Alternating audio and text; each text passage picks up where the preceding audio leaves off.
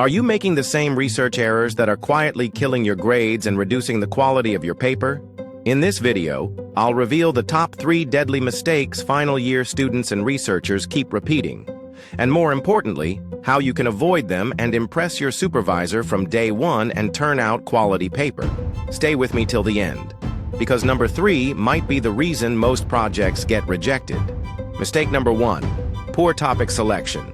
Picking vague or trending topics without understanding the research gap.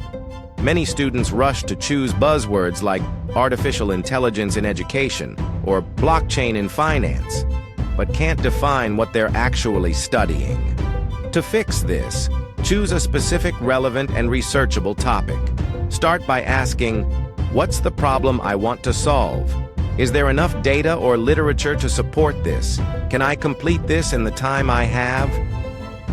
Pro tip, use the SMART model. Specific, measurable, achievable, relevant, time-bound.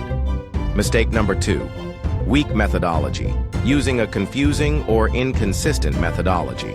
Some students say they're doing a quantitative study, but their questions are qualitative. Others pick a population size with zero justification.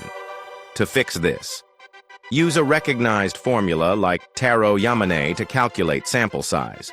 Choose your design, survey, experimental, descriptive, and stick to it. Make sure your research questions, objectives, and hypotheses align. Pro tip, use clear operational definitions for your variables and defend your instrument with logical structure. Mistake number 3, plagiarism and poor referencing, copy-pasting content without proper citation.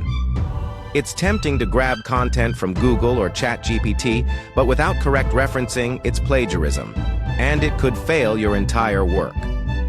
To fix this, always paraphrase and cite sources properly using APA 7th edition. Use free tools like Grammarly or Quillbot for paraphrasing.